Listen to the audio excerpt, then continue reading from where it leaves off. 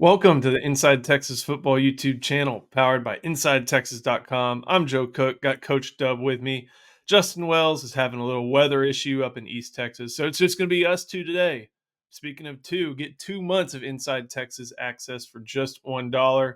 It is July 9th. That'll get you through September 9th, and by that point, that's going to be a couple days after the Michigan games where you'll get the post-game access, everything leading up to that and all the recruiting news in between, especially as it heats up again at the end of this month. Make sure you like this video, subscribe to the channel, help us get to 8,000. And if you're listening on podcast, please make sure to give us a 5-star rating and review.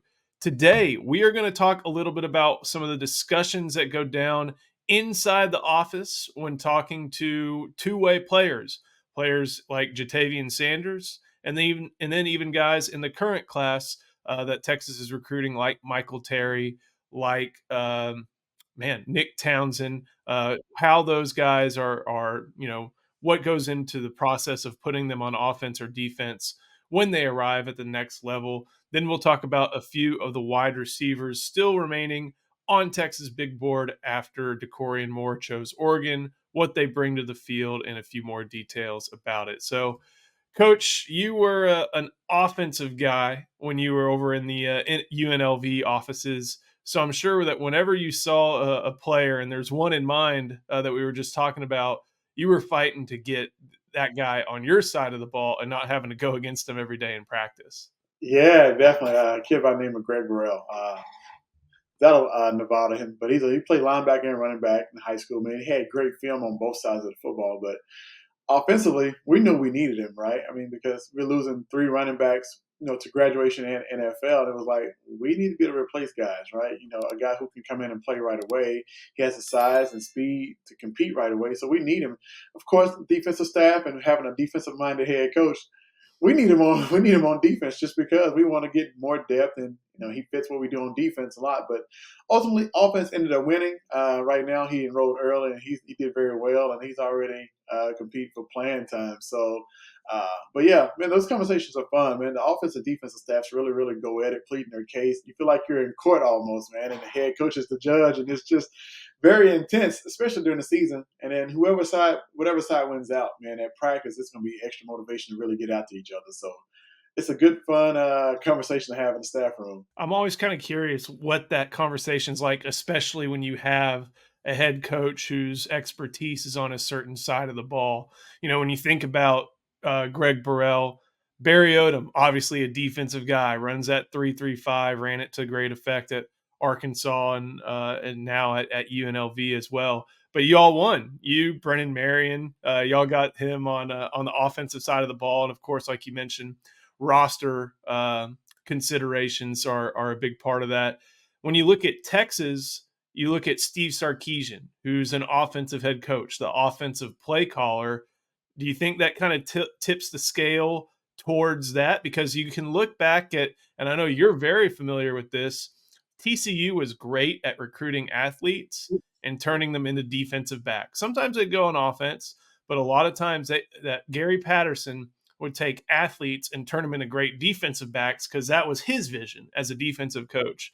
Do you think with Steve Sarkisian as an offensive head coach and play caller that his vision when he sees a prospect is like, how do I get the ball in that guy's hands? I would say yes, most definitely, man. Being an offensive guy, like he definitely can see, probably has visions of how he can use Michael Terry or Nick Townsend, and ways he can kind of scheme them open and use them on the offensive side of the football. So I can definitely see him maybe tipping his hat towards the offensive side because you can never have too many weapons probably in his eyes. But Coach PK and Coach Nancy, those guys probably saying, hey, we need more guys like this on defense to cover those kind of athletic guys on offense for other teams. So, but yeah, I can definitely see Coach Sark kind of tipping his hat and leaning towards the offensive side of the football in this situation. You talked about Townsend and Terry, and those are the two we're going to go over. But even before then, you look at Jatavian Sanders, and Jatavian Sanders is a very unique case, not only because of how he was used at Denton Ryan, also because of his teammate Billy Bowman, who's over at Oklahoma now, and then everything related to the Texas head coaching search at the time.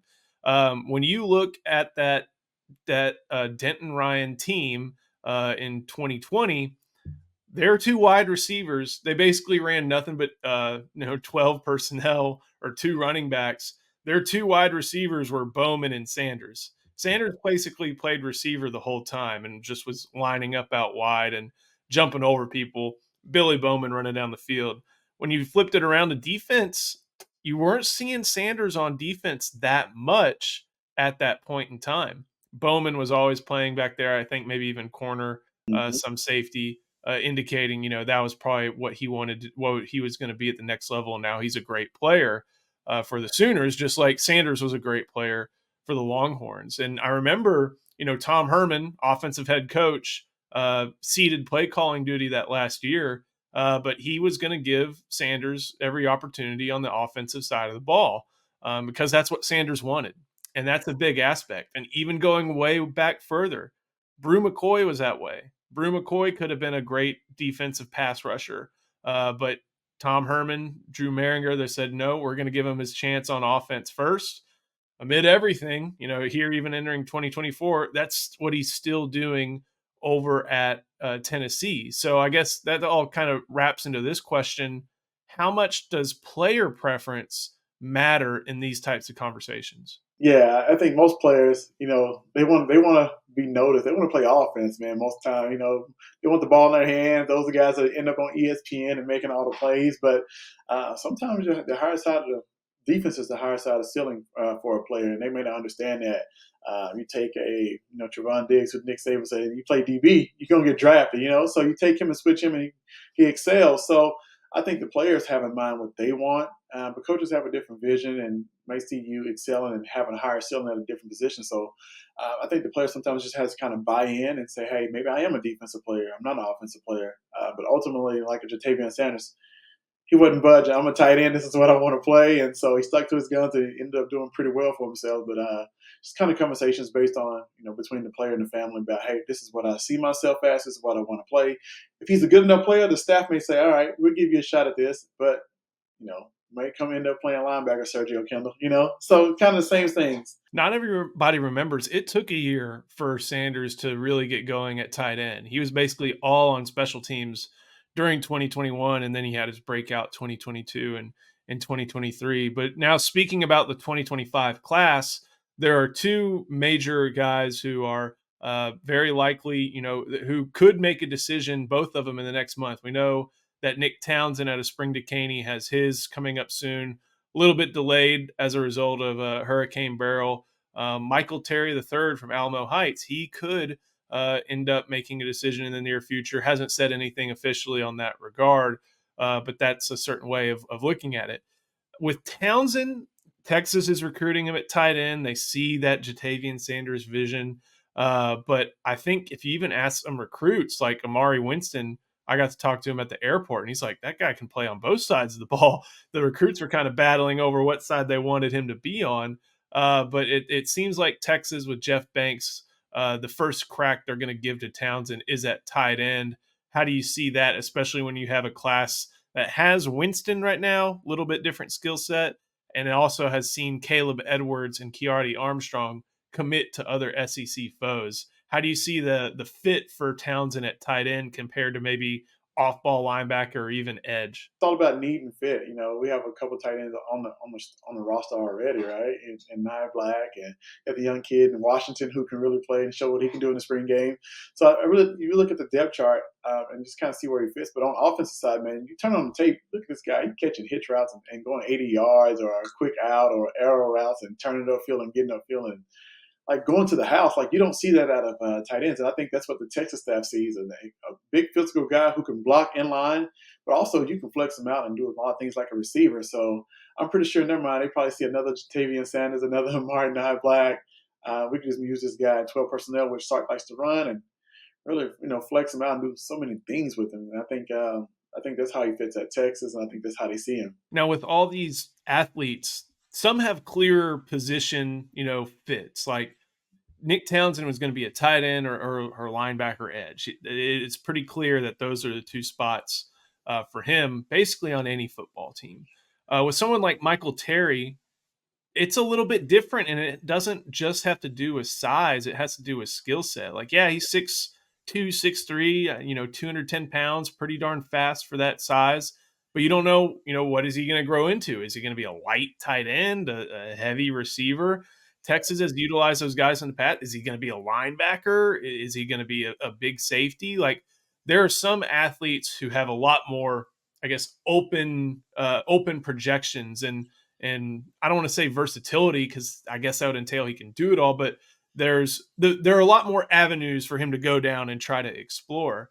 But with Terry, and now it seems like Texas has given him the offensive vision that he shares, a lot more of it than before, with a player who will be on the offensive side of the ball. How do you see him kind of fitting into the Texas offense? I don't think he's a flex tight end, kind of like we envision Amari Niblack being, but right now it's kind of difficult to see him being, maybe AD Mitchell again. So kind of, what do you see when looking at Michael Terry? And a big physical target, man. You can put him on the outside. He can kind of play the slot. He's a guy that you can use, like I want to say Jordan Whittington, who can do the dirty work, right? He'll get in, mix it up, and block because he's big enough to seal the edge or push the nickels and corners around and kind of free your ball carriers up. So then you can give him the ball like a little Jordan Humphrey. He was a big body like that. I mean, not as little Jordan wasn't as fast and athletic as Michael Terry, but you can do sort of similar things with him. So you just really have to just kind of gauge to see what he can do once he gets on campus, and maybe he gets a couple carries, maybe he's in the motion out of the backfield, and you're throwing it to him in the flats, and just using him like a tight end, using him like an H back, and a slot receiver. I think he can just kind of line up multiple places and do damage. As I best recall, Alamo Heights isn't some football powerhouse from the San Antonio area, but he, was accounted. He is their offense, and teams know when he's going to get the ball, know when he's going to be doing stuff, and he was still successful. So definitely two targets to keep your eye on. It's with pertaining to the Longhorns, maybe even as soon as this month. Speaking of Central Texas and five-star prospects, got to talk about Laura Baker. Laura Baker is part of the elite Andy Allen team. It can help you find your home in the Central Texas area. She helped our Ian Boyd make his way all the way from Ann Arbor to North Austin. She can help you in a wide area here in Central Texas. Basically, any place that's got a 512 phone number, and maybe even a little bit into 210-979-254. And I forgot what's out towards Brownwood.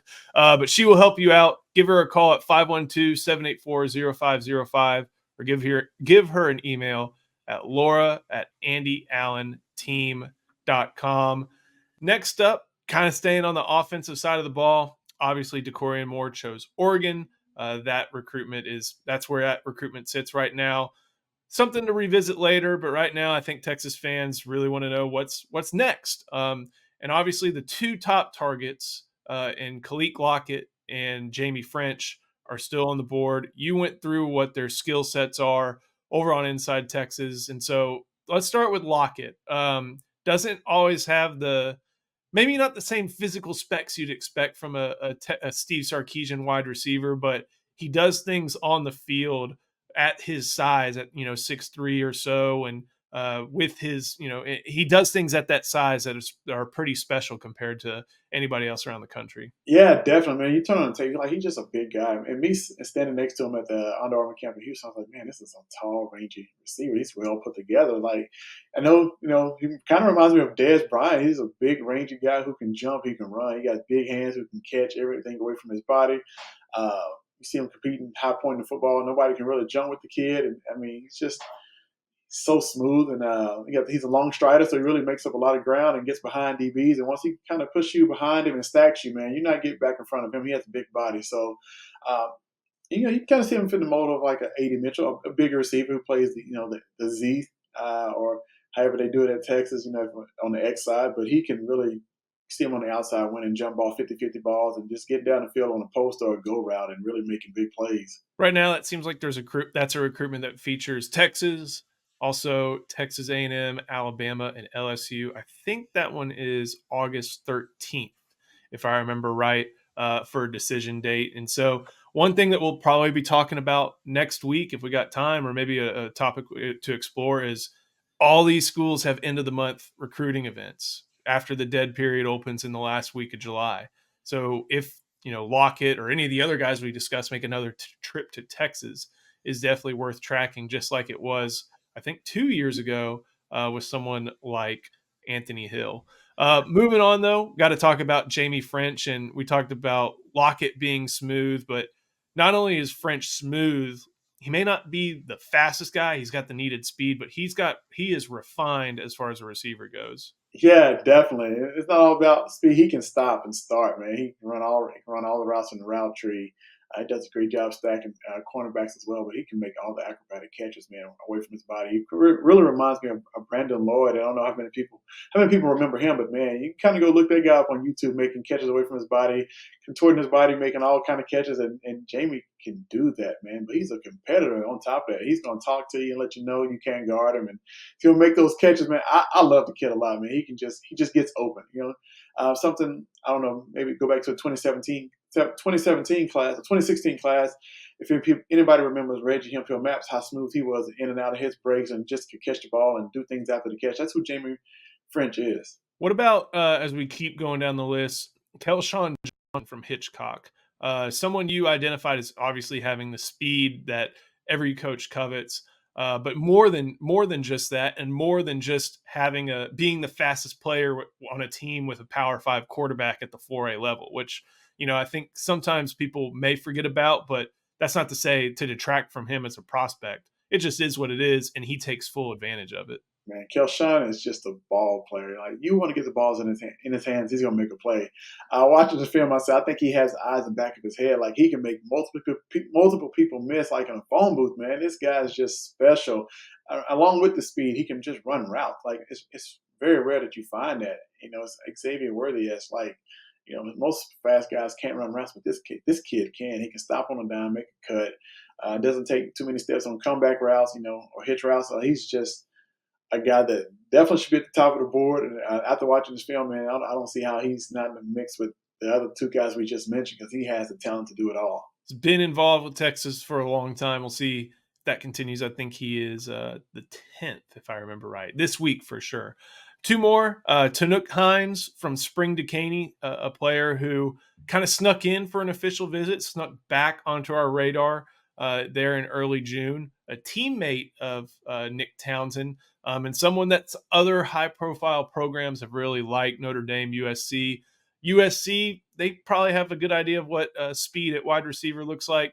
Notre Dame is after it more than anything else, probably, considering what's on their roster. But now Texas has entered the fray, and Tanook also has some positional versatility, but it looks like wide receiver is what Texas likes him for. Yeah, I saw this film. One thing I could think was speed. This guy's just running by everybody. But he also has some good receiver ability. I saw him run a whip route in the end zone, kind of like Xavier Worthy's whip route versus Iowa State a few years ago. I think, okay, this guy can stop on a dime and cut and stay low and get out of his breaks. So he's just not just a speed guy. But man, this guy can take the top off any defense, and I definitely see him fitting at Texas as a Z, just running by everybody. And then finally, Daylan McCutcheon, someone who has been, coveted by teams all over the country. Looks like Florida State is after him. I think you kind of mentioned him in almost a Jordan Whittington type role, where he's got the speed needed, but he's going to beat you up on the route instead of beating you up the route. Yeah, definitely. He's a route technician, but he's a bigger guy who can do it. He kind of has a Jordan Whittington type build, which is why I kind of compared the two. But he can kind of mix up in the middle. He's not afraid to get in and mix it up. But man, he has the ability to play outside as well, because he just has the speed. He has the tools and the route running ability to play an outside receiver and go up. Got strong hands, a big body. He's going to break tackles, run through people. Like you said, he will beat up a defender during the route, man. And by the end of the game, you don't want to even cover that kid because he's just so big and physical. Lots of wide receivers to talk about. Lots of wide receivers who I think up until basically the Texas season starts are going to be making decisions. So worth tracking, not just for Steve Sarkisian, but for Chris Jackson as well. Thank you for watching this video. Make sure you like it, subscribe to our channel. If you're on podcast, please go ahead and give us a 5-star review. If you haven't joined InsideTexas.com, come along, join us using the promo code IT1. That'll get you 2 months for just $1. Today's July 9th. That'll get you a bunch of inside access over at SEC Media Days, the late July recruiting event, which we are going to start gathering names for, and then team info will come pouring in. Also, the post-game reaction, which you're not going to want to miss over for the Colorado State game and the Michigan game if you join today. So, Coach, thank you so much. Thank you for watching. We'll see you next time on the Inside Texas Football YouTube channel, powered by InsideTexas.com.